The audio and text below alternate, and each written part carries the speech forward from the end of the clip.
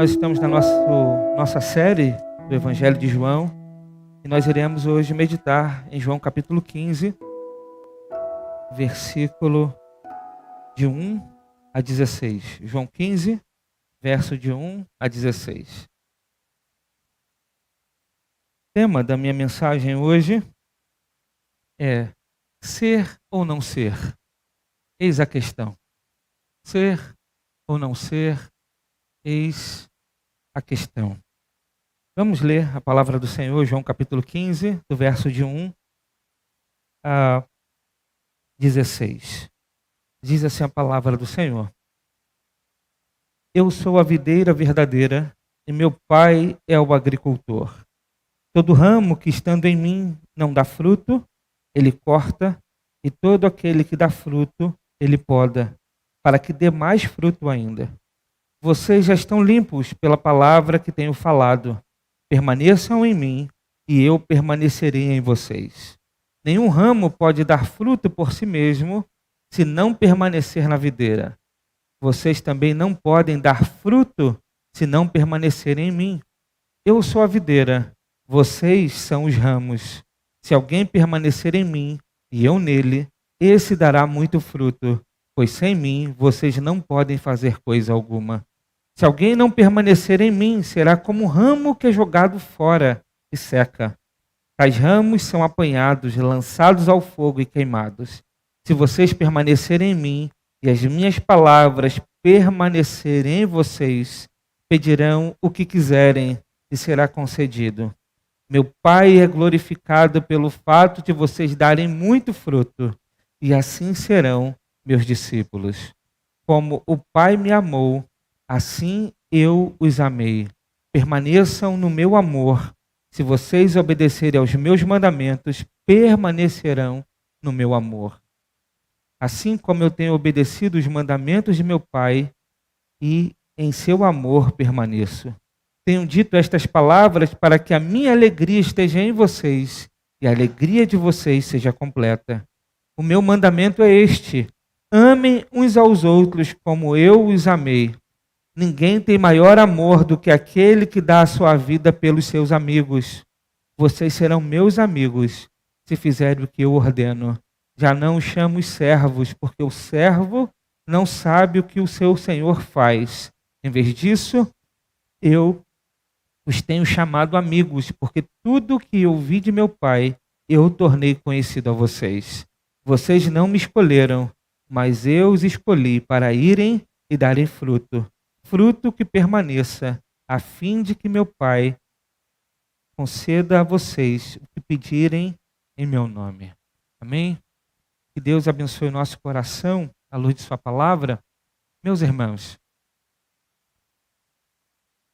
quando nós pensamos na nossa vida cristã, nós muitas vezes queremos marcar a nossa conversão, marcar o fato de considerarmos ser um cristão quando temos a experiência de aceitar a Cristo. Quando temos a experiência de um dia, um pregador compartilhando a palavra, sentimos tocado pela palavra e levantamos a mão, ou viemos à frente, ou fizemos publicamente uma profissão de fé. Muitos de nós tentam, então, marcar o fato de sermos um cristão, porque um dia passamos por uma experiência assim. Mas nós vamos ver, à luz desse texto, que o que está em jogo não é o início, mas a permanência. O que está em jogo não é o fato de ser tocado em uma experiência religiosa. O que está em jogo é a firmeza e a constância que nós desenvolvemos a nossa vida espiritual. O que está em jogo é a vida vivida a partir da vida de Jesus. Esse texto é um texto, então, que mostra para nós que Cristo está muito preocupado não apenas com o início, mas com a permanência, com a constância da nossa vida diante de Deus. Esse texto ele usa uma metáfora, a metáfora da videira. E para a gente compreender essa imagem que o texto traz da videira, nós precisamos entender que o Antigo Testamento aponta para Israel, o povo da aliança de Deus, como videira. Há muitos textos no Antigo Testamento, inclusive no Novo, que mostra que Israel era tido como a videira de Deus, uma videira que foi plantada por Deus. Eu quero citar apenas de uma forma breve e rápida, a título de introdução, 3 textos do Antigo Testamento que mostram isso, e é muito interessante para a gente compreender a imagem, a metáfora que Jesus está usando aqui em João capítulo 15. Eu quero citar Salmos capítulo 80, verso 8 e 9. O texto diz assim: do Egito trouxeste uma videira, expulsastes as nações e a plantaste. Limpastes o terreno, ela lançou raízes e encheu a terra. O Salmo, então, está claramente dizendo que Israel foi plantado como a videira de Deus. Deus tirou essa videira do Egito, expulsou as nações que estavam na terra e plantou esta videira naquela terra. Muito bem, Isaías capítulo 5, verso 1 vai dizer: cantarei para meu amigo o seu cântico a respeito de sua vinha. Meu amigo tinha uma vinha na encosta de uma fértil colina. Muito bem, se nós entendermos o contexto de Isaías, a gente vai ver que o profeta está se referindo também a Israel. Jeremias capítulo 2, verso 21 vai dizer assim: eu a plantei como uma videira seleta, de semente absolutamente pura. O texto de Jeremias também se refere a Israel. Mas o interessante é que a videira, quando se refere a Israel, se refere que essa videira fracassa. Quando a videira no Antigo Testamento se refere a Israel, mostra que essa videira será destruída e que ela não produz bons frutos. Interessante e curioso isso.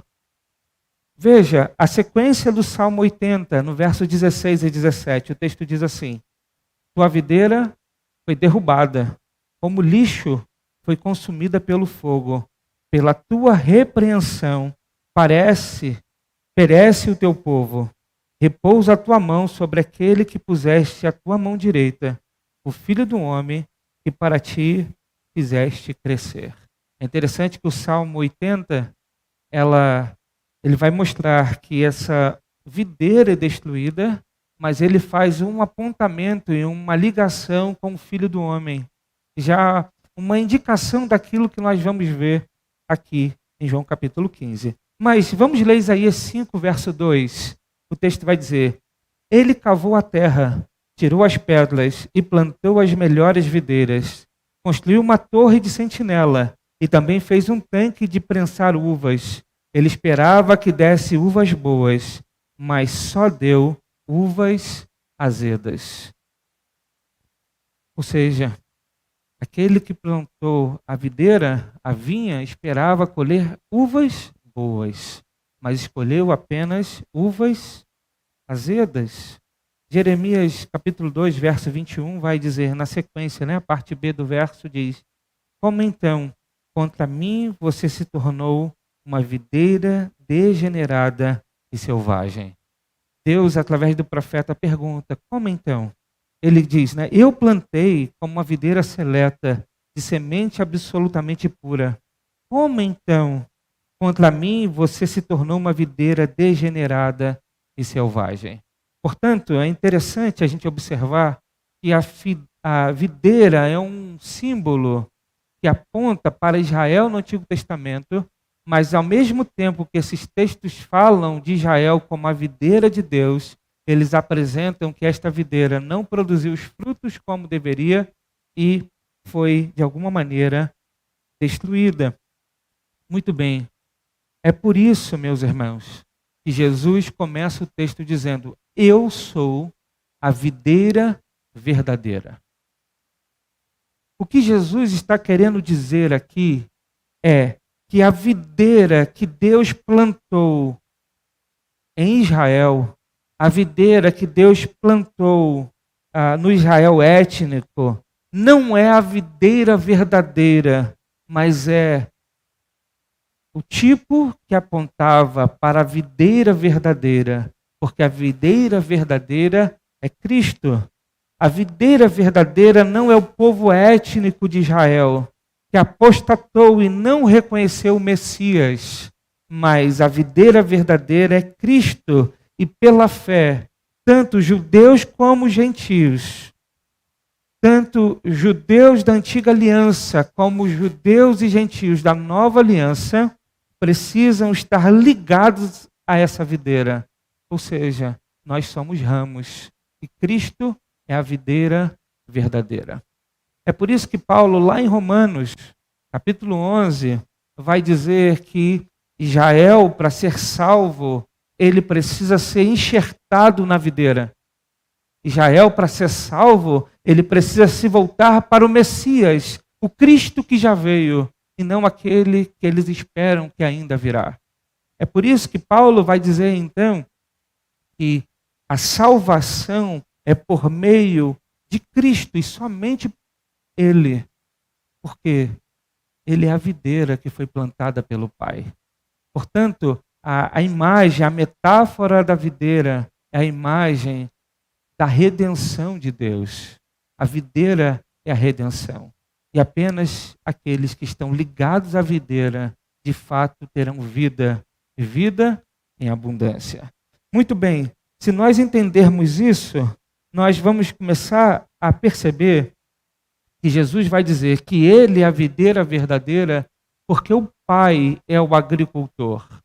Se o Pai é o agricultor, quem planta essa videira é o Pai. É o Pai que planta a videira verdadeira. Jesus é a videira verdadeira porque o Pai o plantou, para que por meio dele acontecesse a redenção. O que Jesus está dizendo aqui é algo importante, teologicamente profundo.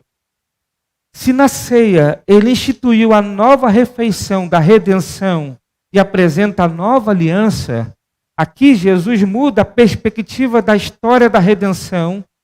Se até aquele momento deveríamos olhar para Israel, para nos voltar para o Deus de Israel, que tinha a promessa da vinda do Messias, para então ser salvo, a partir de agora, devemos olhar única e exclusivamente para o Filho de Deus. A partir de agora, o olhar daquele que deseja ser salvo precisa estar na pessoa de Jesus. Então, o que está acontecendo aqui é uma mudança consciente da antiga aliança para a nova aliança. Israel sai de cena. E o lugar de Israel entra a pessoa de Cristo. No Antigo Testamento, Cristo é profetizado. Agora, no Novo Testamento, Cristo, a promessa é cumprida. Nós temos o Messias realizado.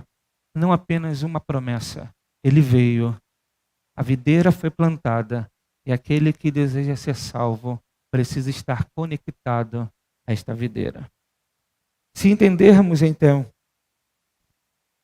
essa metáfora a partir dessa perspectiva, Cristo é a videira verdadeira e nós somos os ramos. O Pai é o agricultor e como ramos nós devemos dar frutos. O Pai trabalha na nossa vida para que nós possamos dar frutos. E nós temos um objetivo fim, dar frutos. Porque o ramo apenas leva a vida da videira para o fruto. Ele não produz fruto. Ele apenas está conectado à videira. Então aqui temos uma ilustração interessante. Uma ilustração que é um tanto paradoxal. Mas é paradoxal não apenas a ilustração, mas como a Bíblia apresenta uma doutrina que é um tanto paradoxal, que é a doutrina da perseverança dos santos. É um paradoxo. E por que um paradoxo? Porque ao mesmo tempo que a Bíblia afirma que o crente verdadeiro vai chegar ao fim, pois a salvação não se perde, Deus é o autor e consumador da fé. O Pai se tornou favorável a nós por meio de Cristo, que nos comprou com o seu sangue e enviou o Espírito Santo para gerar santificação e perseverança no crente. Por outro lado, a Bíblia diz que o crente deve perseverar até o fim. Seu amor não pode esfriar, sua fé não pode apostatar, e se isso acontecer, é porque ele não era um dos nossos. Então, aqui nesta parábola, nessa metáfora, nessa ilustração, nós vamos ver o paradoxo da doutrina da perseverança dos santos. Temos esse paradoxo na Bíblia toda, e ele é apresentado aqui em João através da figura da videira. Portanto, o pai é o agricultor que plantou a videira, o filho, a videira, só há salvação por meio dele. O ramo que dá fruto é o crente verdadeiro. A madeira morta, o ramo sem fruto, é o falso crente. Se entendermos dessa forma, sem tentar pormenorizar detalhes da metáfora, iremos entender o sentido da mensagem de Jesus aqui no texto. E aí aprenderemos, em primeiro lugar, não há verdadeiros cristãos sem alguma medida de fruto. Em primeiro lugar, não há verdadeiros cristãos sem alguma medida de fruto. O verso 2 e 3 vai dizer, verso 2 e 3 diz, todo ramo que estando em mim não dá fruto, ele corta, e todo que dá fruto, ele poda, para que dê mais fruto ainda. Vocês já estão limpos pela palavra que tenho falado. Veja, o que o texto está dizendo é que o crente demonstra de forma visível que ele verdadeiramente é um cristão. Através das obras da sua fé. Aqui o texto usa o termo de frutificação. Portanto, em alguma medida, o verdadeiro crente dá frutos. Não é concebível na ótica de Cristo, na metáfora da videira, alguém que se diz cristão, mas não dá fruto do seu cristianismo. Alguém que se diz cristão, mas não vive o seu cristianismo. Alguém que se diz cristão, mas tem apenas a fé como um sentimento e não como uma fé manifestada em obras. Na parábola aqui, na metáfora da videira, o crente, em alguma medida, ele dá fruto. Se ele não tem nenhuma demonstração visível de sua fé, ele não é um ramo ligado à videira, mas uma madeira morta, e por isso ele é cortado. É por isso que o verso 2 diz, todo ramo que estando em mim não dá fruto, ele corta. A madeira morta é cortada, porque ela atrapalha o ramo que tem vida e que pode produzir frutos. Se o crente não tem nenhuma demonstração visível da sua fé, ele não permanecerá, ele será cortado. Em outras palavras, sua fé apostatará. Em outras palavras, o seu amor esfriará. Em outras palavras, ele irá abrir mão de uma vida com Deus. E o texto bíblico vai dizer que isso acontece porque ele nunca teve vida, porque ele estava no meio de nós, mas não era um dos nossos. O crente verdadeiro é disciplinado para dar mais frutos ainda. É o que diz o verso 2 e 3. E é a palavra que faz esse trabalho de limpeza e disciplina. Veja, a continuidade do verso 2, na parte B, e o verso 3. Todo o que dá fruto, ele poda, para que dê mais fruto ainda. Vocês já estão limpos pela palavra que tenho falado. Então a ideia aqui, a imagem, é de um agricultor que está limpando a sua videira, ele joga fora os galhos mortos e poda os galhos que têm vida para que eles possam dar mais frutos. E essa limpeza que ele faz na videira ele faz nos ramos, na ilustração, ele faz por meio da palavra. Porque o verso 3 ele diz: vocês estão limpos pela palavra que tenho falado. Então, na metáfora, Cristo está dizendo: vocês são ramos vivos. É interessante a gente lembrar da cena aqui. Jesus está no cenáculo ainda. Lembrar da cena aqui. Os discípulos estão junto de Cristo, mas Judas Iscariote não está mais presente. Porque ele saiu para fazer aquilo que Satanás havia colocado em seu coração. Jesus, então, não está falando para um público, mas está falando diretamente aos seus discípulos. O ministério público de Jesus foi até o capítulo 12 de João. Do capítulo 13 ao 17, é uma cena onde ele está apenas com o seu colegiado, apenas com seus discípulos mais chegados, apenas com os apóstolos. Então, aqui ele se dirige aos apóstolos e diz: vocês já estão limpos pela palavra que tenho falado. Para a gente compreender o que o verso 3 está querendo nos dizer, em podar para dar mais frutos, talvez seria interessante a gente ver como a Bíblia fala dessa mesma verdade em um outro texto de uma forma diferente.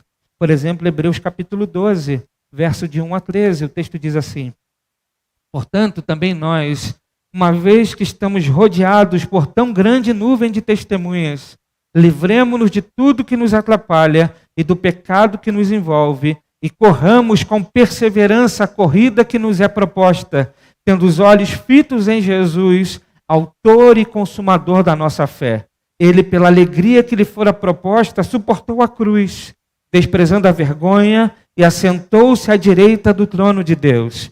Pensem bem naquele que suportou tal oposição dos pecadores contra si mesmo, para que vocês não se cansem, nem se desanimem. Na luta contra o pecado, vocês ainda não resistiram até o ponto de derramar o próprio sangue. Vocês esqueceram da palavra de ânimo que eu lhes dirigi como a filhos. Meu filho, não despreze a disciplina do Senhor, nem se magoe com sua repreensão. Pois o Senhor disciplina quem ama e castiga todo aquele a quem aceita como filho. Suportem as dificuldades, recebendo-as como disciplina. Deus os trata como filhos, pois o qual filho que não é disciplinado por seu pai? Se vocês não são disciplinados, e a disciplina é para todos os filhos, então vocês não são filhos legítimos, mas sim ilegítimos. Além disso, tínhamos pais humanos que não nos disciplinavam e nós os respeitávamos. Quanto mais devemos submeter-nos ao Pai dos Espíritos, para assim vivermos. Nossos pais nos disciplinavam por curto período, segundo lhe parecia melhor, mas Deus nos disciplina para o nosso bem, para que participemos da sua santidade. Nenhuma disciplina parece ser motivo de alegria no momento, mas sim de tristeza. Mais tarde, porém, produz fruto de justiça e paz para aqueles que por ela foram exercitados. Portanto, fortaleçam as mãos enfraquecidas e os joelhos vacilantes. Façam caminhos retos para seus pés, para que o manco não se desvie, mas antes seja curado. Perceba, nas palavras do autor de Hebreus, há uma corrida que nos foi proposta. E nós devemos correr essa corrida com os olhos fitos em Jesus, o autor e consumador da nossa fé. E quando olhamos para Jesus, tiramos o olhar das coisas que estão à nossa volta. Mas as coisas não são fáceis. Mas ele traz uma palavra de ânimo ao coração do crente. Ele diz: receba a disciplina do Senhor como um pai que disciplina seus filhos. No momento é difícil, mas é para o bem, para que vocês participem do fruto de justiça e de paz, para que vocês sejam santificados. Portanto, a Bíblia mostra para nós que Deus nos poda, que Deus trabalha em nossa vida, que Deus nos transforma, para dar mais frutos. Portanto, o crente verdadeiro é disciplinado para dar mais frutos ainda. E a palavra que faz esse trabalho de limpeza e disciplina. Muito bem, o verso 4 e o verso 6 vai mostrar para nós que não há verdadeiros cristãos sem permanência em Jesus. O verso 4 e 6 diz: permaneçam em mim e eu permanecerei em vocês. Nenhum ramo pode dar fruto por si mesmo, se não permanecer na videira. Vocês também não podem dar frutos se não permanecerem em mim. Eu sou a videira, vocês são os ramos. Se alguém permanecer em mim e eu nele, esse dará fruto, pois sem mim vocês não podem fazer coisa alguma. Se alguém não permanecer em mim, será como ramo que é jogado fora e seca. Tais ramos são apanhados, lançados ao fogo e queimados. Veja, o que o texto está dizendo para nós é: se o crente verdadeiro precisa dar frutos, ele só pode dar frutos por meio de Jesus. Nós não temos condições de produzir frutos de vida espiritual. Não há condição de nós, crentes, produzirmos espiritualidade. Não há como nós produzirmos vida. Nós podemos criar ou fantasiar, ou mascarar, ou tentar copiar, ou falsificar uma vida espiritual. Mas vida espiritual, fruto de vida e vida espiritual só é possível por meio de Jesus. E é por isso nós devemos permanecer em Cristo para dar frutos. Seremos apenas ramos que levarão a vida da videira para a produção de frutos. Por isso, sem Cristo não há como haver frutos espirituais. Sem Cristo não há cristianismo. Sem Cristo não há cristianismo. E quando nós falamos sem Cristo, estamos falando tudo que representa a vinda de Cristo ao mundo, tudo que representa o seu ministério terreno, tudo que representa a sua morte na cruz, tudo que representa a sua ressurreição. A videira aqui é uma ilustração, uma metáfora da redenção.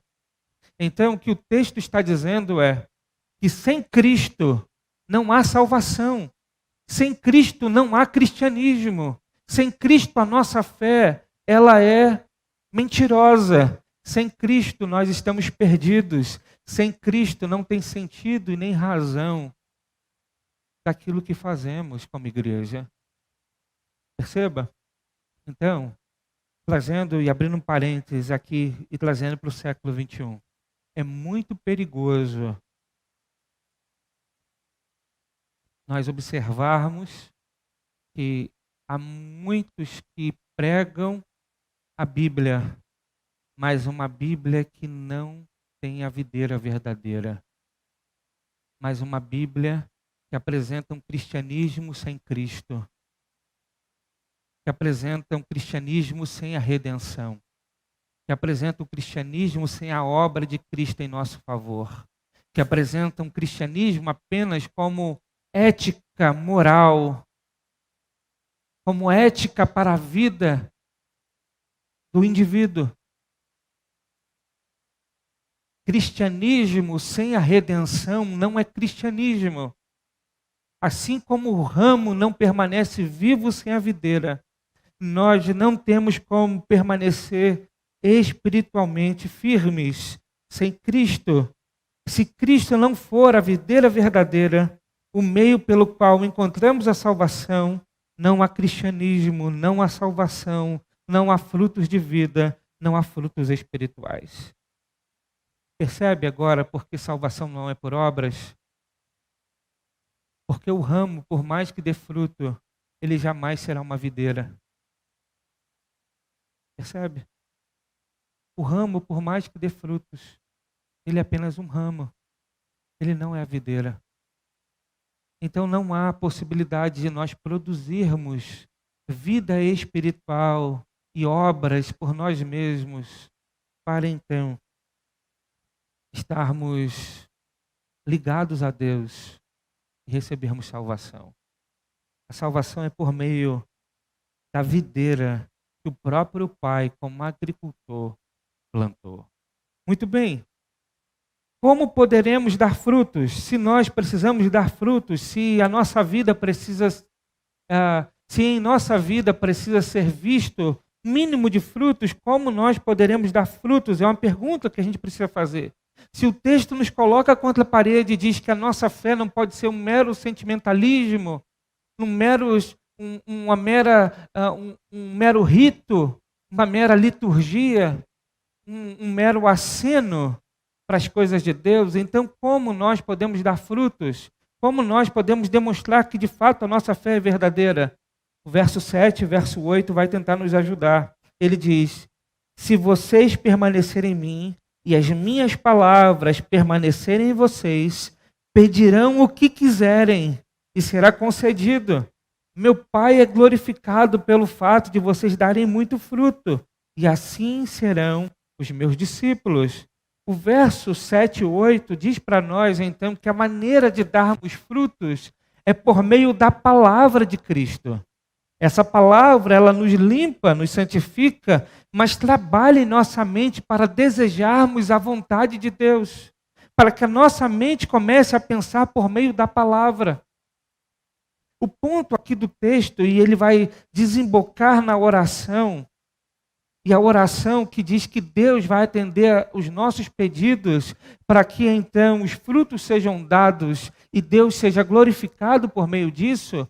O ponto aqui é quando nós pedimos por meio da palavra. Muitos usam esse texto fora do contexto para dizer o seguinte: o que a gente orar, Deus vai dar. Que mentira. Engano. Muitos usam esse texto para dizer que existe uma categoria de crentes que é mais poderosa do que outros, que pode pedir coisas a Deus e Deus vai dar. Mentira. Mentira. Porque Deus só dá aquilo que está de acordo com a sua vontade. É isso que a Bíblia nos afirma. Se a gente ler nas palavras de João, não no Evangelho, mas na carta que João escreveu, a primeira carta que João escreveu, ele vai dizer isso. Deixa eu abrir aqui para ler para os irmãos. Lá em 1 João, capítulo 5. Deixa eu pegar o texto. Verso 14, ele diz: esta é a confiança que temos ao nos aproximarmos de Deus. Se pedirmos alguma coisa de acordo com a vontade de Deus, Ele nos ouvirá. E se sabemos que Ele nos ouve em tudo o que pedimos, sabemos que temos o que dele pedimos.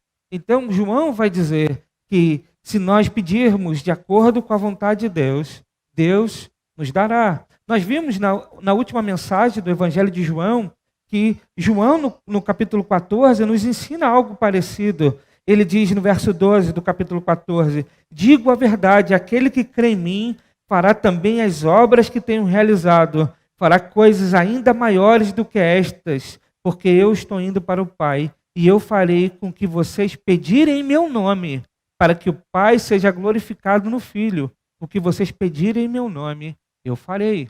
Então, o que a Bíblia diz é que nós damos frutos espirituais quando nós produzimos frutos por meio da palavra de Deus. A palavra de Deus trabalha na nossa mentalidade e nos transforma dia após dia a imagem de Cristo, ao ponto que os nossos desejos, a vontade do nosso coração, a nossa oração começa a ser aquilo que Deus quer que a gente peça, aquilo que Deus quer que a gente deseje. E quando nós pedimos aquilo que Deus quer dar, Deus dá. E quando Deus dá, nós temos os frutos. E os frutos glorificam o Pai. Portanto, meus irmãos, como nós podemos dar frutos? Por meio da palavra, que vai desembocar na oração. Se começarmos a pensar por meio da palavra, nossos desejos serão de acordo com a vontade de Deus. Então as orações passam a ser respondidas. Deus concede o que é pedido. então a gente começa a dar frutos, frutos para a glória de Deus, e somos reconhecidos como discípulos. Como alguém pode ser reconhecido como discípulo de Cristo? Como? Quando ele começa a aparecer com o seu Senhor. Percebe? Não é por muito do que ele faz, mas é pelas características do seu caráter que é transformado à imagem do seu Senhor. Ele começa a pensar como seu Senhor. Ele começa a se preocupar como seu Senhor. Ele começa a desejar como seu Senhor. E ele começa a ser moldado, não pelo mundo, mas a imagem de Cristo. E aí sim, ele é visto como um cristão. Por quê? A vida no ramo. E essa vida vem da videira. E ele dá fruto. Muito bem. O texto ainda vai dizer que não há verdadeiros cristãos sem permanência no amor de Jesus. O versos 9 a 10 vai dizer isso. Como o Pai me amou, assim eu os amei. Permaneçam no meu amor. Se vocês obedecerem os meus mandamentos, permanecerão no meu amor, assim como tenho obedecido os mandamentos do meu Pai, e em seu amor permaneço. Veja, o texto fala então o tempo todo de permanência. Precisamos permanecer em Cristo, porque só os que permanecem em Cristo dão frutos, demonstram que de fato a sua vida está conectada na videira. Mas permanecer em Cristo significa buscar a palavra que alimenta, que limpa, que desemboca uma vida de oração e que vai fazer com que o coração passe a desejar e amar aquele que nos amou. E como nós demonstraremos esse amor? Obedecendo os mandamentos. E aí a gente começa a perceber que mandamento não é pesado. Porque mandamento é uma manifestação, uma demonstração visível do amor que nós temos para Deus. Jesus então diz: como o Pai me amou, assim eu os amei. Veja, Jesus deixa claro que o amor vem do Pai, que Deus nos ama primeiro. E ele continua: permaneçam no meu amor. E como é que nós permanecemos no amor? Se vocês obedecerem os meus mandamentos, permanecerão no meu amor, assim como tenho obedecido aos mandamentos de meu Pai, e em seu amor permaneço. Ou seja, apenas obedecendo os mandamentos, permanecemos no amor de Jesus.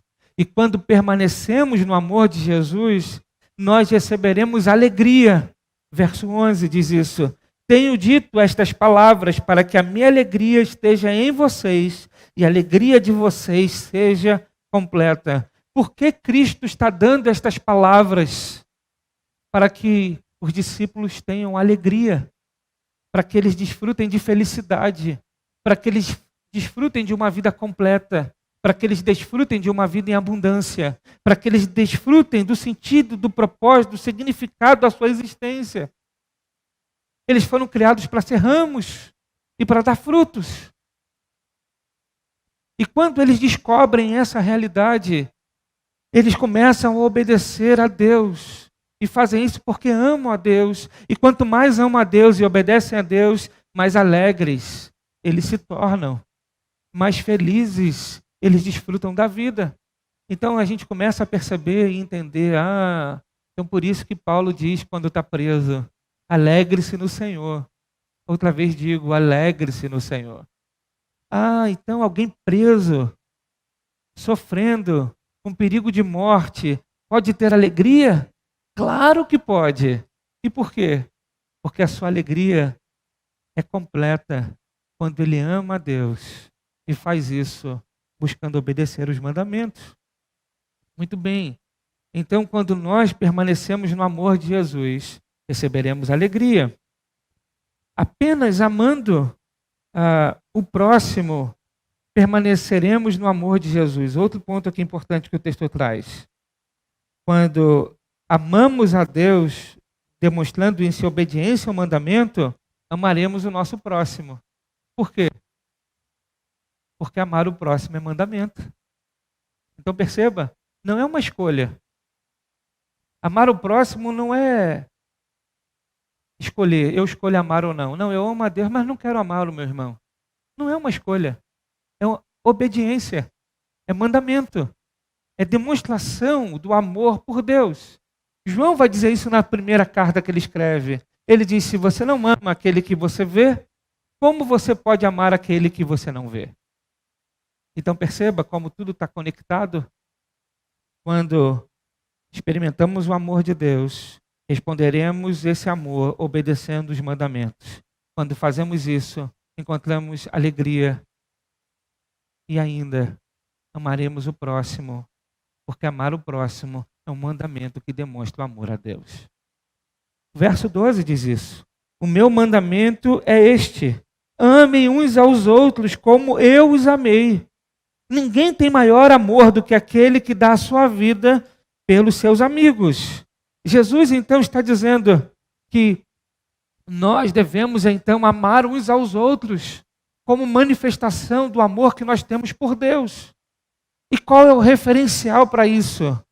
A gente às vezes fica perdido quando a Bíblia fala alguma coisa. Tá bom, tenho que amar o próximo, mas como eu devo fazer isso?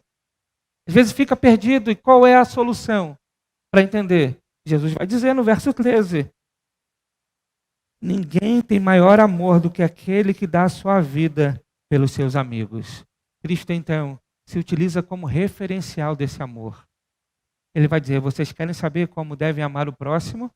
Assim como eu amei. E como eu amei, eu dei a minha vida pelos meus amigos. Perceba? A gente consegue compreender a dimensão disso? Amar ao próximo. Me desculpa aqui, mais uma vez, a minha franqueza, que às vezes me deixa em crise. Amar ao próximo não é apenas dar uma cesta básica. Não é entregar R$ 2 no sinal quando alguém pede uma plaquinha que está com fome. Não é isso. Amar ao próximo é dividir vida. É morrer para que o outro viva. E é possível a gente fazer isso tudo com todo mundo? Não. Mas é por isso que Deus nos deu uma comunidade de fé.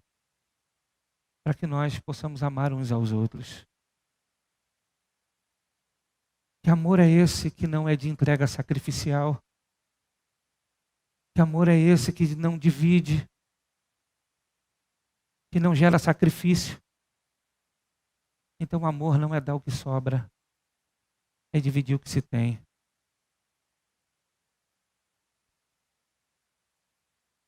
Já parou para pensar nisso? E aí para pensar agora.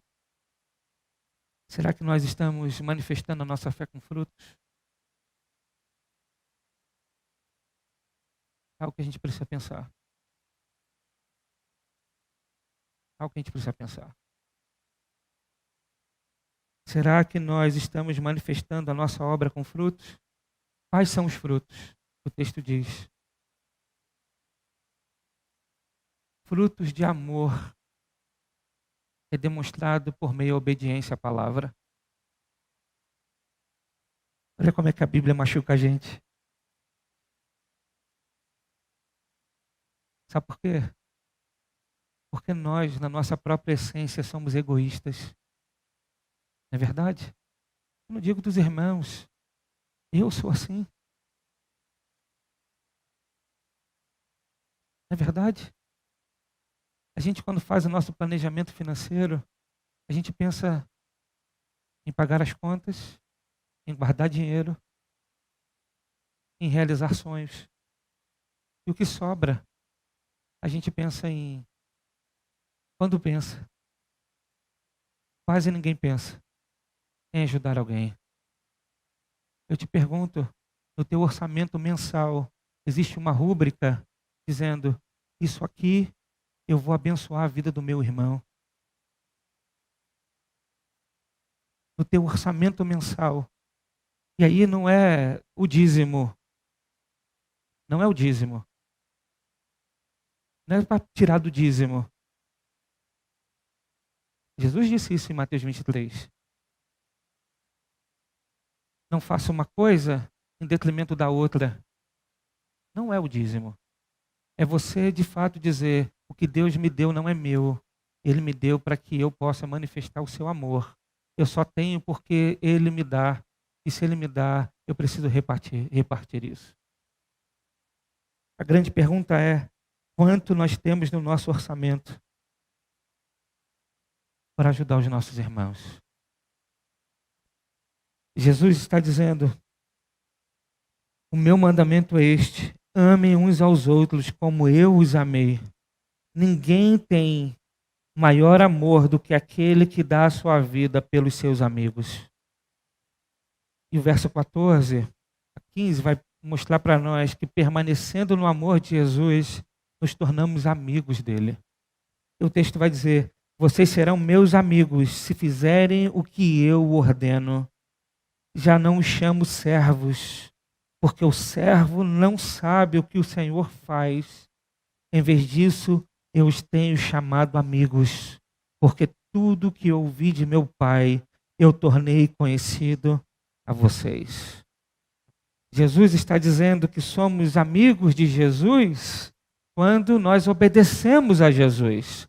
Somos amigos de Jesus porque recebemos de Jesus a revelação do Pai. Recebemos por meio de Cristo a vontade de Deus para as nossas vidas. Cristo não nos deixou a sua vontade oculta, mas Ele nos revelou o que o Pai deseja e espera de nós. E só um amigo revela o segredo para a vida em abundância. Já viu esses vídeos que tem de comercial na internet? É mó barato. Você tenta ver um vídeo na internet, aí no comercial entra assim antes, né? Olha, eu tenho um segredo para você emagrecer. Quero compartilhar contigo de graça. Mas para isso, quando acabar aqui, ó, clica aqui no botãozinho aqui que está aqui de baixo. Aí você clica, aí você vai ver que não é nada de graça. Tem uma fórmula para você ganhar dinheiro. Eu quero dividir esse meu conhecimento com vocês. Antes que esse vídeo acabe, aperta aqui embaixo. Não é assim que acontece? E aí quando a gente vê que não é nada daquilo. Por quê? Saber o segredo das coisas custa caro. Custa caro. Ter o segredo das coisas custa caro. É valioso. Ter o know-how de alguma coisa, entender alguma coisa, ter habilidade de alguma coisa, custa caro. Isso é vendido. E não estou dizendo que é errado vender essas coisas, não é isso. O que eu quero dizer é que quando a gente sabe de alguma coisa, isso é valioso, porque pode mudar a vida das pessoas. O que Jesus está dizendo aqui, veja, Ele revela para os seus discípulos o maior conhecimento que pode mudar a vida do ser humano, que pode mudar a vida da humanidade. E Ele faz isso porque os discípulos não são mais servos, mas são amigos. E quando Ele divide esse conhecimento, Ele espera que essa comunidade agora, que não é apenas de servo, não é apenas de irmãos, mas é uma comunidade de amigos, vai viver isso e vai dividir isso. Jesus então diz que nós somos amigos porque Ele nos revela o conhecimento do Pai. E esse conhecimento que Jesus revelou aos discípulos e que foi revelado a nós por meio do Evangelho, é um conhecimento que nos religa a Deus por meio do Evangelho, mas é um conhecimento que nos faz viver da forma pela qual Deus quer que nós vivamos. E qual é essa forma? Viver para a glória de Deus. Então não é um jargão que o pastor repete em toda a mensagem. Nós fomos escolhidos para viver para a glória de Deus. E quanto mais buscarmos esse propósito de vida, mais felizes nós seremos. Manifestaremos amor pelo Pai em obediência aos mandamentos. Encontraremos alegria para a vida, independente das circunstâncias. amaremos uns aos outros e descobriremos que, na verdade, isso tudo acontece porque Deus de antemão nos escolheu e nos separou para isso. É o que diz o verso 16. Vocês não me escolheram, mas eu os escolhi para irem e darem fruto. Fruto que permanece, a fim de que meu Pai conceda a vocês o que pedirem em meu nome. Então, a gente começa a descobrir que somos um eleito de Deus. Percebe? Nossa discussão muitas vezes da eleição, ela cai num local de problema desnecessário. Não precisa olhar para a eleição agora, no primeiro momento. Olha para aquilo que Cristo fez por você e o que Ele espera que você faça. Quando você entender o que Cristo fez por você e começar a praticar o que Ele espera que você faça, você vai descobrir o seguinte: eu fui eleito para esse negócio. Perceba? Então, a discussão da eleição não é Deus vai eleger um para ser salvo, Deus vai eleger outro para não ser salvo. Não. A eleição é o seguinte: todo ser humano, presta atenção nisso, todo ser humano foi criado para viver para a glória de Deus. Uns foram separados para glorificar a Deus como vasos de honra, e outros foram separados para glorificar a Deus como vasos de desonra. A grande pergunta que eu e você podemos fazer no coração é: eu quero ser qual tipo de vaso?